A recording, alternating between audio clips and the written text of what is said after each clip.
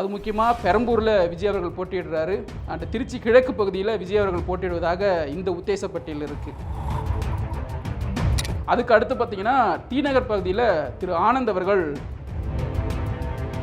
அந்த வில்லிவாக்கம் தொகுதியை ரொம்ப கான்சன்ட்ரேட் பண்ணி அங்கேயே தங்கியிருந்ததா நமக்கு ஒரு சில செய்திகள் வந்தது. அப்படி இருக்கும் பொழுது ஆதவர்ஜுனா வில்லிவாக்கம் தொகுதியில் போட்டியிடுறதும் ஒரு ஸ்ட்ராங்கான ஒரு கேண்டிடேட்டாக நிற்குவார் அங்கே அப்படிங்கிற மாதிரி தான் தோணுது.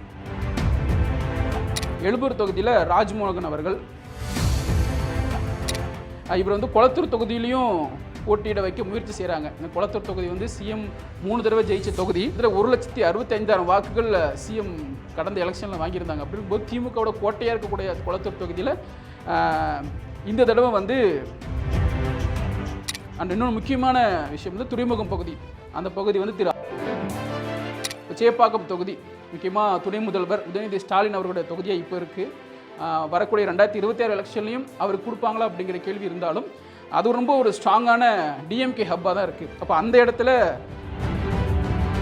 அரசியல் தகவல்களை உடனுக்குடன் தெரிந்து கொள்ள பாயிண்ட் ஆஃப் வியூ சேனலை சப்ஸ்கிரைப் செய்யவும்.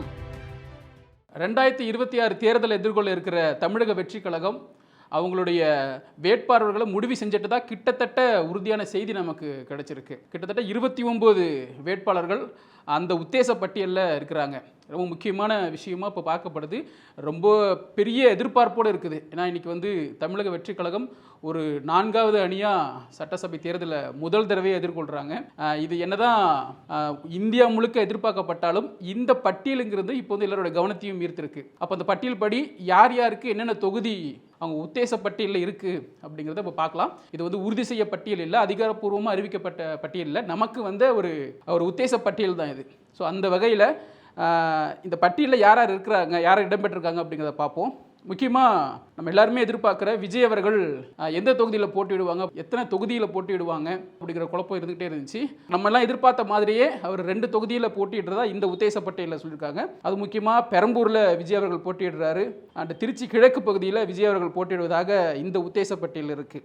இது ரொம்பவுமே ஒரு எதிர்பார்க்கப்பட்ட ஒரு விஷயம்தான். ஏன்னா விஜய் அவர்கள் போட்டிடுறாரு அப்படின்னா அந்த தொகுதி எந்த தொகுதியாக இருக்கும், முதல்வர் தொகுதியிலேயே அவர் போட்டியிடுவாரா, இல்லை சென்னையில் முக்கியமான இடங்களில் நிறைய இருக்கும் பொழுது அந்த மாதிரி இடங்களில் அவர் போட்டியிடுவார் அப்படின்னு யோசிச்சுட்டு இருக்கிற இந்த நேரத்தில் இவர் பெரம்பூர் தொகுதியும் திருச்சி கிழக்கு தொகுதியிலையும் போட்டிடுறதா இந்த உத்தேச பட்டியல் கிட்டத்தட்ட இது உறுதி செய்ய பட்டியலாகவே இருக்குது. அப்படி பார்க்கும் பொழுது விஜய் அவர்கள் பெரம்பூர் தொகுதியிலையும் திருச்சி கிழக்கு தொகுதியிலையும் இருக்கிறாங்க. அதுக்கு அடுத்து பார்த்திங்கன்னா டி நகர் பகுதியில் திரு ஆனந்த் அவர்கள் போட்டியிடுற வாய்ப்பு இருக்குது அப்படின்னு பார்க்கலாம். அப்புறம் கோபிச்செட்டியம் பாளையத்தில் திரு செங்கோட்டையன் அவர்கள் போட்டியிடுவாங்க. அப்புறம் திருச்செங்கோடு பகுதியில் கேஜி அருண் அவர்கள் போட்டியிடுறதுக்கான வாய்ப்பு இருக்குது. உசிலம்பட்டி அல்லது திருப்பரங்குன்றம் இது 2த்தில் ஏதாவது ஒரு இடத்துல சிடிஆர் நிர்மல்குமார் போட்டியிடுறதுக்கான வாய்ப்பு இருக்குது. அப்புறம் வில்லிவாக்கம் தொகுதியில் ஆதவர்ஜுனா முக்கியமாக அவர் இப்போ நடந்த பிரச்சனையில் அந்த வில்லிவாக்கம் தொகுதியை ரொம்ப கான்சன்ட்ரேட் பண்ணி அங்கேயே தங்கியிருந்ததா நமக்கு ஒரு சில செய்திகள் வந்தது. அப்படி இருக்கும் பொழுது ஆதவர்ஜுனா வில்லிவாக்கம் தொகுதியில் போட்டிடுறதும் ஒரு ஸ்ட்ராங்கான ஒரு கேண்டிடேட்டாக நிற்குவார் அங்கே அப்படிங்கிற மாதிரி தான் தோணுது. அடுத்து மயிலாப்பூர் தொகுதியில் வெங்கட்ராமன், எழும்பூர் தொகுதியில் ராஜ்மோகன் அவர்கள், அப்புறம் மாதவரம் தொகுதியில் எம்எல் பிரபு, அப்புறம் திருவெற்றூர் தொகுதியில் மரிய வில்சன், அம்பத்தூர் தொகுதியில் ஜேசிடி பிரபாகர், ராயபுரம் அது இல்லைனா மதுரவாயில் ரேவந்த் அவர்கள் போட்டியிடுறதுக்கான வாய்ப்பு இருக்குது. ஆர்கே நகர் தொகுதியில் விஎஸ் பாபு இவர் கொளத்தூர் தொகுதியிலையும் போட்டியிட வைக்க முயற்சி செய்கிறாங்க. இந்த கொளத்தூர் தொகுதி சிஎம் 3 தடவை ஜெயிச்ச தொகுதி. அண்ட் திரும்ப அங்கே சிஎம் போட்டியிடுவாங்களா அப்படிங்கிற ஒரு கேள்வி திமுக அவங்கள்ட்ட இருக்குது அப்படின்னாலும் இந்த தொகுதி ஒரு முக்கியமான தொகுதி. கிட்டத்தட்ட 1,65,000 வாக்குகள் சிஎம் கடந்த எலெக்ஷனில் வாங்கியிருந்தாங்க. அப்படிங்கும்போது திமுகவோட கோட்டையாக இருக்கக்கூடிய கொளத்தூர் தொகுதியில் இந்த தடவை விஎஸ் பாபு அவர்கள் போட்டியிட வாய்ப்பு இருக்குது அப்படின்னு தமிழக வெற்றி கழகம் சார்பில் சொல்லியிருக்காங்க. அண்ட் இன்னொரு முக்கியமான விஷயம் துறைமுகம் பகுதி. அந்த பகுதி திரு அசோக் அவர்கள் போட்டியிட வாய்ப்பு இருக்குது அப்படிங்கிறாங்க. சோழிங்கநல்லூர் பகுதியில் ஈசிஆர் சரவணன் இந்த தொகுதியில் அதே அருள் பிரகாசம்ங்கிறவருக்கும் கொடுக்கறதுக்கான வாய்ப்பு இருக்குது. அப்படி அவருக்கு கொடுத்தாங்க அப்படின்னா சரவணனை ஆலந்தூர் தொகுதியில் போட்டியிடுறதுக்கான வாய்ப்பு இருக்குது அப்படிங்கிறதும் இந்த பட்டியலில் சொல்லியிருக்காங்க. இப்போ சேப்பாக்கம் தொகுதி முக்கியமாக துணை முதல்வர் உதயநிதி ஸ்டாலின் அவர்களுடைய தொகுதியாக இப்போ இருக்குது. வரக்கூடிய 2026 எலெக்ஷன்லையும் அவருக்கு கொடுப்பாங்களா அப்படிங்கிற கேள்வி இருந்தாலும் அது ரொம்ப ஒரு ஸ்ட்ராங்கான டிஎம்கே ஹப்பாக தான் இருக்குது. அப்போ அந்த இடத்துல திரு மோகனகிருஷ்ணன் அவர்கள் போட்டியிடுறாங்க. அப்புறம் சேலம் தெற்கு பகுதியில் பார்த்திபன், திருக்கோவிலூர் பகுதியில் பழனி பாலாஜி அவர்கள் போட்டியிடுறாங்க. அரியலூர் பகுதியில் வந்து சிவா அவர்கள் போட்டியிடுறாங்க. ஸ்ரீரங்கம் பகுதியில் வந்து கூப்பா கிருஷ்ணன் அவர்கள் போட்டியிடுறாங்க.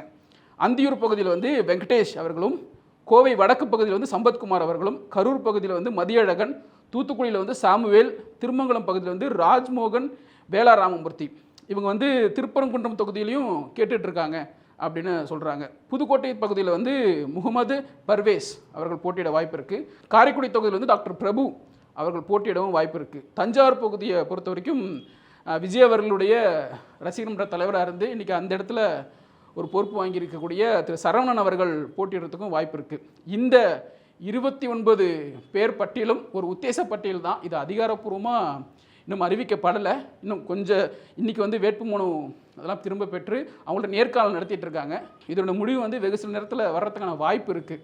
நமக்கு இது வந்து கிடைச்சது வந்து நம்மளுடைய தெரிஞ்ச சோர்ஸ், நமக்கு வந்து ரொம்ப ஃப்ரெண்ட்ஸ் ஆஃப் சர்க்கிள் இருக்கிறவங்க இது கன்ஃபார்ம் தான் அப்படிங்கிற மாதிரி சொன்ன விஷயங்கள் தான். இது எப்படி போக போகுது அப்படிங்கிறத வரக்கூடிய நாட்களில் பார்ப்போம். முதல் தடவையாக சட்டப்பேரவை தேர்தல் சந்திக்க இருக்கிற தவேகாவுக்கு இது ஒரு பெரிய சவாலாக தான் இருக்கும். ஸோ இந்த 29 பட்டியலுங்கிறது, அந்த 29 வேட்பாளர் பட்டியல் அப்படிங்கிறது வந்து அதிகாரப்பூர்வமாக அறிவித்தாங்க அப்படின்னா இது எல்லாமே ஸ்ட்ராங்கான தொகுதிகள் தான். இந்த தொகுதிகளில் இங்கே இருக்கக்கூடிய ஸ்டார் கேண்டிடேட்டும் சரி, டிவிக்காவை சார்ந்திருக்கக்கூடியவும் சரி ரொம்ப வலுவாக இருப்பாங்க அப்படின்னு தான் நம்ம பார்க்க தோணுது. ஏன்னா இங்கே இவங்க தேர்ந்தெடுத்திருக்க எல்லா பகுதிகளுமே ஒரு டஃப் காம்படிஷன் கொடுக்கக்கூடிய பகுதிகளாக இருக்குது. அண்ட் விஜய் அவர்கள் சொல்லப்போனால் 2 இடத்துல நிற்கிறார் அப்படிங்கிறதும் ஒரு அதிகாரப்பூர்வமாக வந்துச்சு அப்படின்னா இன்னும் சந்தோஷமாக இருக்கும். இப்போ இந்தந்த தொகுதிகளில் இவங்க நிறுத்துறது சரியான விஷயம், இல்லை இந்த தொகுதியில் இவங்களை மாற்றிருக்கலாம் அப்படின்னு உங்களுக்கு தோணுச்சுன்னா அதுக்கு நீங்கள் கமெண்ட்டில் சொல்லுங்கள். உங்களுக்கு இந்த 29 பேர் பட்டியலில் யாரை நிறுத்துனது சரியான ஒரு போட்டியாக இருக்குன்னு நினைக்கிறீங்களோ அதை கமெண்ட்டில் சொல்லுங்கள். தொடர்ந்து திமுக, அதிமுக, தவேகா இவங்ககிட்டேருந்து அரசியல் அப்டேட்ஸ் வந்துக்கிட்டே இருக்குது. அரசியல் களம் ரொம்ப சூடாக பரபரப்பாக ஆகிட்டே இருக்குது.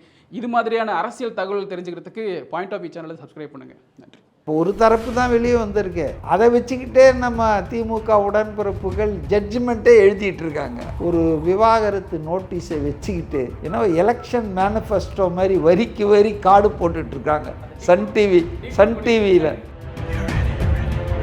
சவுக்கு சங்கர் இப்போ சமீப காலத்தில் ஒன்றும் அவர் வீடியோ போடுறதில்ல, கோர்ட்டு தடையினால். சில மாதங்களுக்கு முன்பு அவர் போட்ட காணொலி இப்போ வந்துட்டுருக்குது. அதில் அவர் ரொம்ப தெளிவாக சொல்கிறாரு, விஜய்னுடைய தனிப்பட்ட தாக்குதல், அவர் கேரக்டர் அசாசினேட் பண்ணுற அளவுக்கு ரொம்ப கீழ்த்தரமாக போய் பண்ணுவாங்க திமுக. அதுக்கான திட்டம் ஒன்று தயாராகிட்டுருக்கு. அதுக்கு அவர் தயாராகணும். அதை சந்திக்கிறதுக்கு தனிப்பட்ட வாழ்க்கையை பற்றி படு மோசமான தாக்குதல் ஒன்று வரும். அது அந்த அளவுக்கு அந்த இழிவான வேலையை அவர்கள் செய்ய மாட்டார்கள் என்று நான் நம்புகிறேன். அதையும் எதிர்கொள்ள விஜய் தயாராக. பெண்கள் வந்து இன்னைக்கு இந்திய தமிழ்நாட்டு அரசியல்ல ஒரு டிசிசிவ் ஃபோர்ஸா, ஒரு பெரும்பான்மை வாக்காளர்களாக தீர்மானிக்கிற இடத்துல வந்து உட்காந்துட்டாங்க. தமிழ்நாட்டு பெண்கள் வாக்குகளை நாம் வாங்கணும்னா, அவங்க நமக்கு ஆதரவாக திரும்பணும்னா, அவங்க இப்போ யாரை ஆதரிச்சிட்டு இருக்காங்களோ அந்த ஆள் மேலே சேர்த்து அள்ளி வீசணும். 33 வருஷம் தமிழ்நாட்டு மக்கள் என்னை தலையில் தூக்கி வச்சுருக்காங்க. நான் இந்த ரிமைனிங் மை லைஃப்பை நான் அவங்களுக்காக கொடுக்க போகிறேன், அவங்களுக்காக உழைக்க போகிறேன், அவங்களுக்கு நல்லது பண்ணணும் அப்படின்னா நான் சினிமாவில் நடிக்கிறது நிறுத்த போகிறேன். அதாவது வந்து படத்தில் நடிக்க முடியாது. 2வது பைசா செலவாகும். ஒன்று இன்கமிங் வர்றது ஸ்டாப் ஆகும், அவுட் கோயிங் அதிகமாக போகும்னா அதை எந்த பெண்ணும் ஒத்துக்க மாட்டாங்க. பேசிக் எக்கானமி. சினிமா உலகத்திலே பல முன்னணி நடிகைகளை விஜய் கூட நடித்தா எங்களுக்கு கம்ஃபர்டபுள் ஜோன் இருக்கும். மற்றவங்க கூட நடிக்கிறத விட அவர் எங்களை பார்த்துக்குவார், ரொம்ப நல்லபடியாக நடத்துவார் அப்படின்ற மாதிரி பல பேர் சொல்ல கேள்விப்பட்டிருக்கேன். 2வது இந்த மாதிரி சினிமா உலகத்தில் அப்படி கரணம் தப்பினால் மரணம். இப்போ அந்த உலகத்தில் இவர் ஒரு 30 வருஷம் பயணித்து அப்படியே எந்த விதமான சிராய்ப்போ கரையோ இல்லாமல் வெளியே வந்திருக்காருன்னா அப்போ அவர் எப்படியாப்பட்ட ஒரு கண்ட்ரோலான ஆளாக இருக்க முடியும் கேரக்டரில். அந்த உலகம் அப்படி கொஞ்சம் ஏமாந்தீங்கன்னா உள்ள தூக்கி போட்டுக்கோங்கள.